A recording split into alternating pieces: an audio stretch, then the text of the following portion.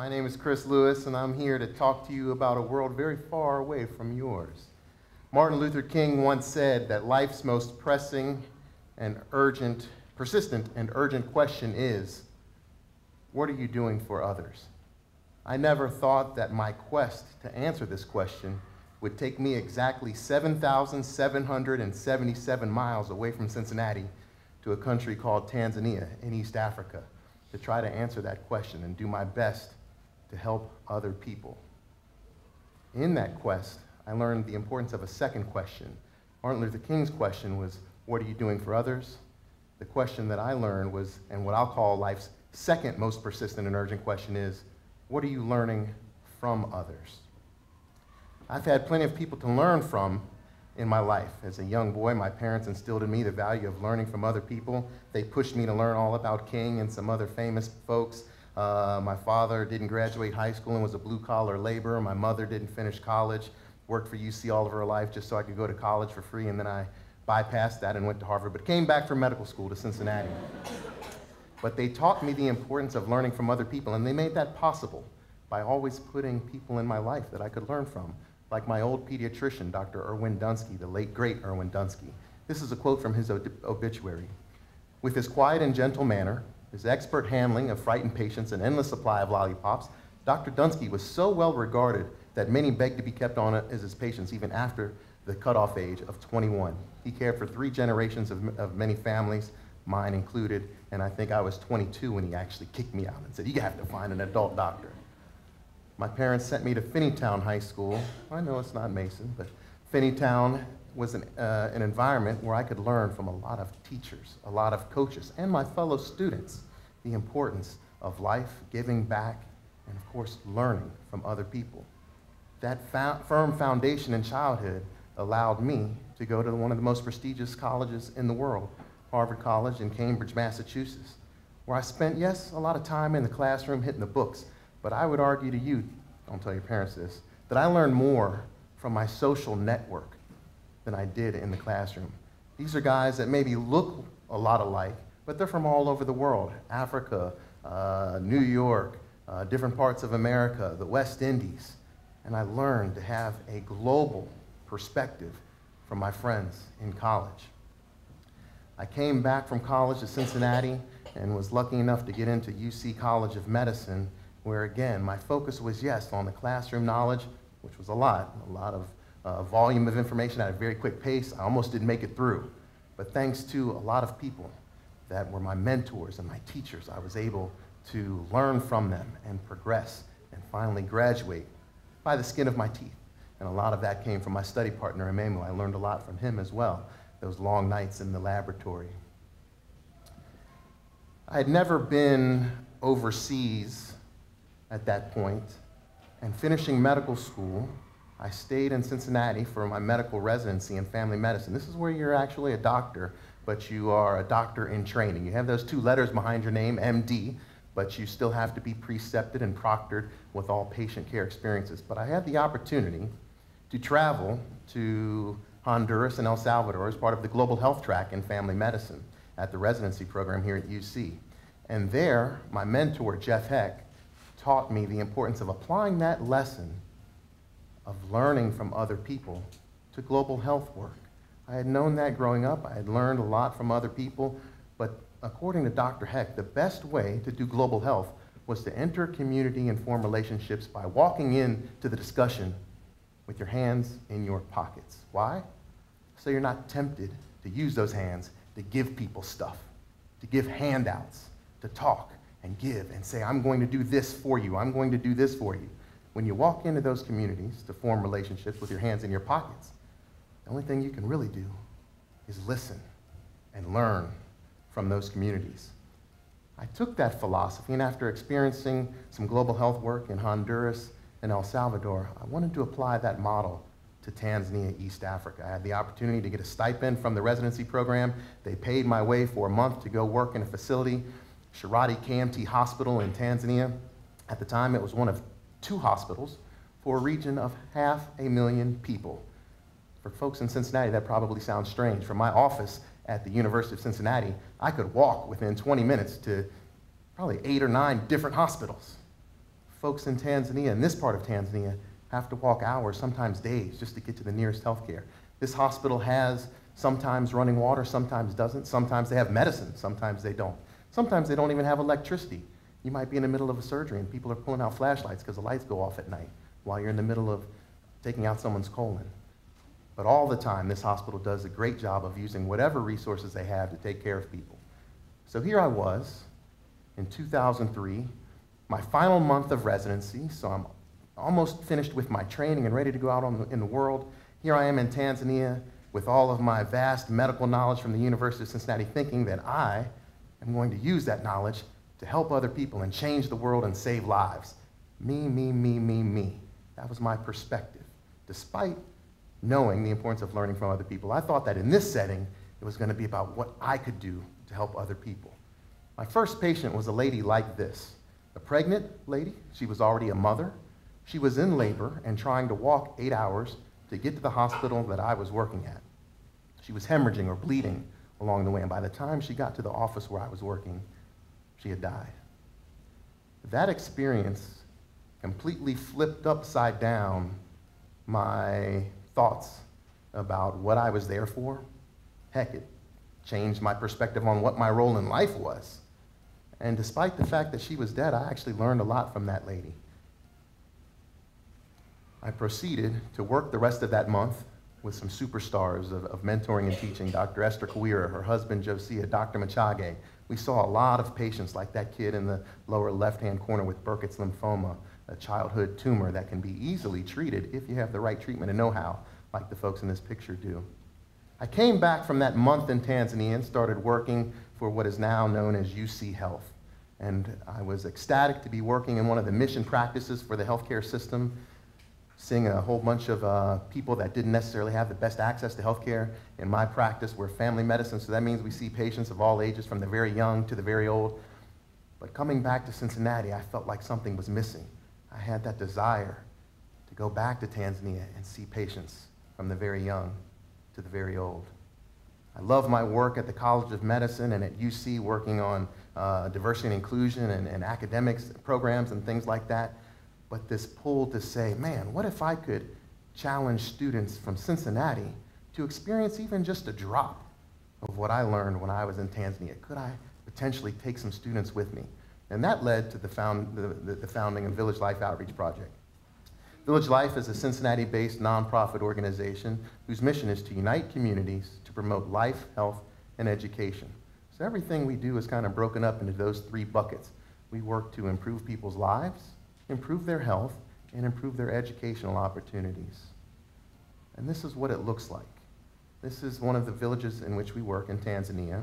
We're talking about people living in the depths of poverty, living on less than $1 a day. And we're talking about people living in mud huts with no access to electricity, no access to running water. We're talking about a 12 to 15% HIV infection rate. We're talking about children who, at the end of the equivalent of elementary school, the girls typically go get married and have children of their own, and the boys become fishermen or farmers to make income, to feed their families. Very tough life. We're talking about families that have children, and they don't expect that all of their children are going to live. But those children that do live, man, they are something fierce, and they will teach you something. The measure of wealth in the communities that we work in Tanzania is not how much money you have or what kind of car you drive. Most people don't have cars or bikes. Some of them don't even have shoes. The measure of wealth where we work in Tanzania is, what are you doing for other people? The best way to elevate your status in their society is to be community-oriented. Help out at the school. Help someone whose crops didn't come in by giving them some of yours. That's the measure of wealth in the society in which we work in Tanzania, and that is the #1 learning example that we try to bring back to Cincinnati. The folks that I lived with and worked with that first month by myself when I was still a resident mobilized and formed our partner organization in Tanzania, the Sharati Health Education and Development Foundation. And I told them, hey, I think I want to come back. And they advised me, Chris, that's great. We'd love to have you come back and maybe do something like you did before for a month in the hospital, but how much impact did you really have? In fact, we would argue that you might have had a little bit of impact, but you probably received more than you gave. So what do you want to come back for? That question led to discussions that then led to me saying, okay, maybe it's not the best idea for me to just go back by myself. Minimal impact. What if I formed an organization that could bring resources and human talent from Cincinnati to Tanzania to work in 3 villages that our partners in the Shed Foundation picked for us, the village of Roche, Nyambogo, and Berere.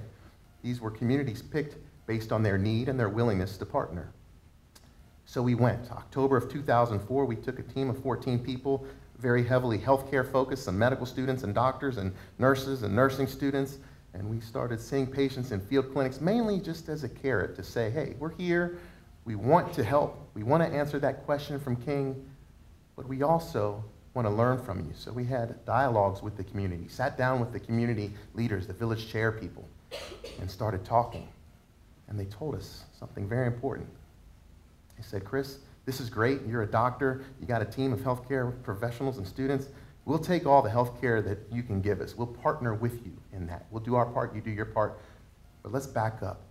Can your organization help us get access to clean water? Because half of the diseases that your people are going to be treating while you're here are coming from our people not having access to clean water.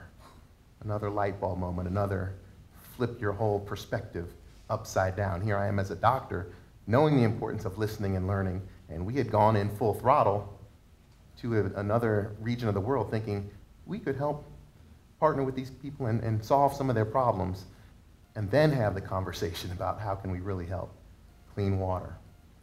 That led us as an organization to develop the concept of committee work, whereby we have committees for life and water, health, and education in Tanzania that have bi-directional learning with their counterpart committees here in Cincinnati. So we have about 100 active committee members in Tanzania, about 100 active committee members in Cincinnati. These are all volunteer folks. And rather than us going in and saying, here, we have this idea, let's try to solve your problem by doing this, the problems actually bubble up from the Tanzanian committees, and many of the solutions come from those people. And again, despite not necessarily having access to the best education, most of those folks aren't high school or college educated, they are profoundly intelligent and have a lot to teach us. That bi-directional learning, Cincinnati and Tanzania, has led to some remarkable things. Our Life or Water Committee has been able to do some pretty cool projects. Here's the problem. The 2 Qs of water. People often don't have a good quality or quantity of water in the region in Tanzania where we work. Little kids get up and have to start their day by walking about an hour to get to a pond that has dirty, filthy water that'll make them sick if they drink it. So what do? How do you solve that problem? What we've learned with Village Life is you start by trying to learn as much as you can from the people that are living that day to day. This is an example. We're sitting in the middle, surrounded by the committee members, and having bi-directional learning. Here's the resources that we can bring from Cincinnati and the knowledge base and the technical know-how that we have. You all have other things to contribute as well. How can we work together and learn from each other to improve conditions of water? We can do some pretty cool projects with that type of perspective.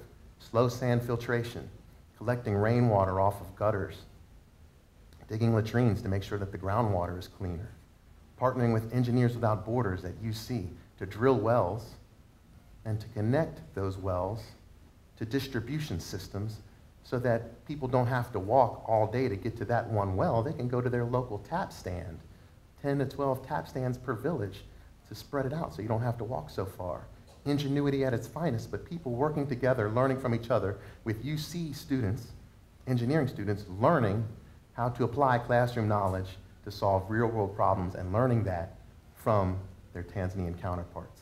That's what one of the tap stands looks like, and that's what it looks like when bi-directional learning leads to people having access to clean water for their first times in their lives.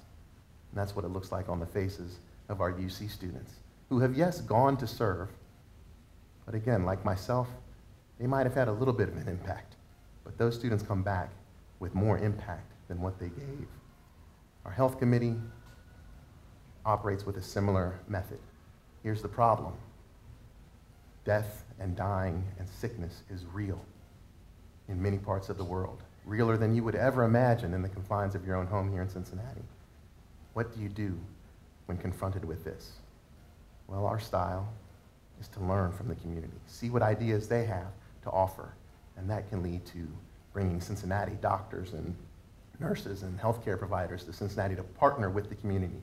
That can lead to us training local healthcare workers and organizing them, mobilizing them to go out in their community and do cool projects that save lives, like distributing mosquito nets and other sorts of very cool projects. We can use the resources of our healthcare community in Cincinnati to make a difference in the healthcare community in Tanzania and have a little fun along the way. Mosquito net for malaria prevention, treatment of various diseases by partnering with the community and learning from them. And with a little bit of forward momentum, you might one day get a big check that allows you to do something pretty cool, like build a health center where UC students in architecture partner with the community in Tanzania to learn from them and teach them how to build their own health center. This isn't us going in and building it for them. This is us teaching them and learning from them their construction techniques and helping them make those techniques better. Health clinic built by the own community.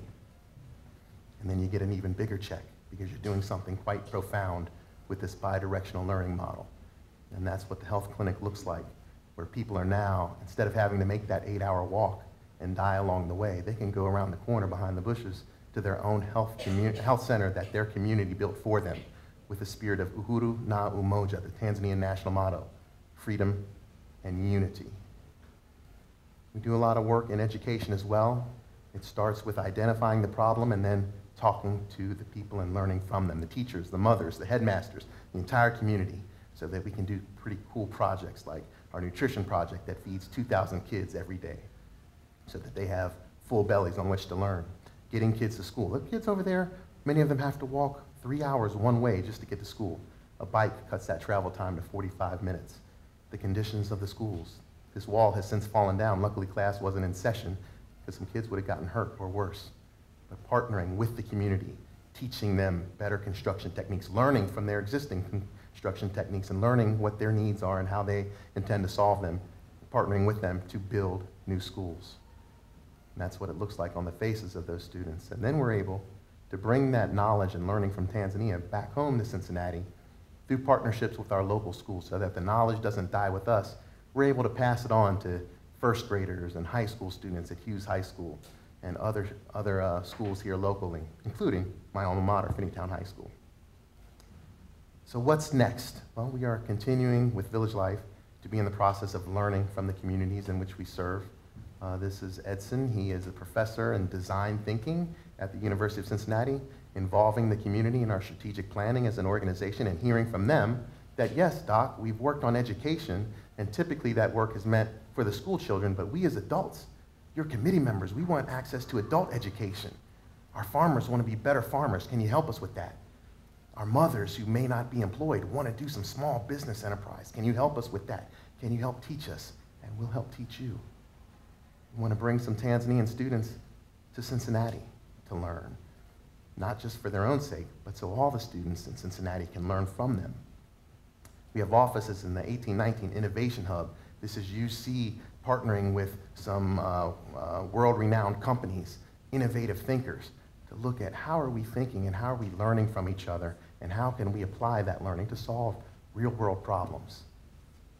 People have always asked me, Chris, you always say that you've learned a lot from people and you've had a lot of accomplishments with your work in Tanzania. What is the single most important accomplishment to you? And this is what I show them. This is the first baby born at the health center that we built in Roche Village in partnership with the community after we learned from them how to do it properly so that women don't have to make that 8-hour walk anymore. And that is what it looks like. Bi-directional learning at its finest. Going to, yes, do and serve, and answer that question. What are you doing for others? But also thinking about that other question. What are you learning from others?